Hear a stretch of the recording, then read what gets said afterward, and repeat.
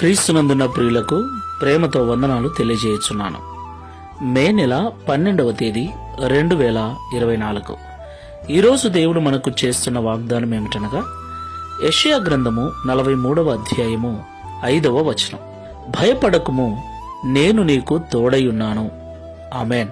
నా ప్రియమైన సహోదరి సహోదరులారా, భయము తల్లిదండ్రులు పిల్లల విషయమై, పిల్లలు ఎగ్జామ్స్ విషయమై, విశ్వాసులు పాపం విషయమై, అనేక సమస్యల విషయమై, అనేక అప్పుల విషయమై, అనేక రకాల ఆర్థికపరమైన ఇబ్బందుల విషయమై, అనేక రోగముల విషయమై, మరికొంతమంది అయితే భవిష్యత్తు విషయమై కూడా భయపడుతూ ఉంటారు.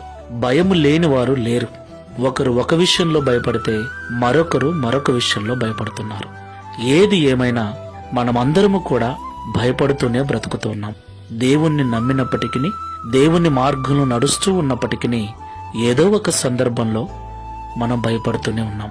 నా ప్రియమైన సహోదరి సహోదరులారా, ఒక విషయం ఆలోచించండి. మనము భయపడటం వల్ల మన సమస్య తీరిపోతుందా? మన అప్పులు తీరిపోతాయా? రోగము రాకుండా ఉంటుందా? సమస్యలు వెనక్కి వెళ్ళిపోతాయా? మరొక మాట అండి, మనం ఎంత భయపడతామో మన సమస్యలు అంత త్వరగా మనకొస్తాయి. మనం ఎంత భయపడతామో మన జీవితం అంతగా కృంగిపోతుంది. భయము మనిషిని కృంగతీస్తుంది. భయము మనిషిని చేతగాని వాణ్ణి చేసి మనిషి ప్రాణాలే తీస్తుంది. అందుకే ప్రభు అంటున్నాడు, భయపడకండి, నేను నీకు తోడై ఉన్నాను అని. దేవునికి మహిమ కలుగునుగాక. ఈ మాటలు వింటున్న ప్రియ సహోదరి సహోదరుడా, ఇక నుండి భయపడకు. దేవుడు మనకు తోడై ఉన్నాడు. ఆయన మీద భారం వేసి నిర్భయముగా ఈ విశ్వాసపు యాత్రలో ముందుకు వెళ్దాం. ప్రార్థన చేసుకుందాం. కృపా సత్య సంపూర్ణమైన ప్రభువా, మీకు వందనాలు చెల్లిస్తూ ఉన్నాం. భయపడకము, నేను నీకు తోడై ఉన్నాను అని ఈ ఉదయకాల సమయంలో మాతో మాట్లాడి మమ్మల్ని బలపరిచినందుకు, ధైర్యపరిచినందుకు స్తోత్రాలు. నిజమే తండ్రి, మేమందరము కూడా, ప్రతి ఒక్కరము కూడా ఏదో ఒక విషయంలో నిత్యము భయపడుతూనే ఉన్నాం.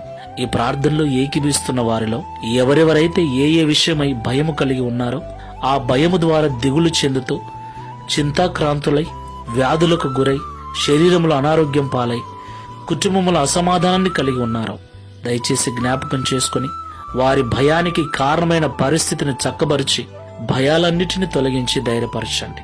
నా ప్రభు నాకున్నాడు, ఆయనే ప్రతి సమస్యను చక్కబరుస్తాడన్న విశ్వాసమును, ధైర్యము కలిగిన హృదయమును ప్రతి ఒక్కరికి అనుగ్రహించమని, తద్వారా ఈ దిన వాగ్దానమును మా అందరి జీవితంలో నెరవేర్చి మీ నామమును మహిమపరచుకున్నామని యేసు నామములో ప్రార్థిస్తున్నాము తండ్రి.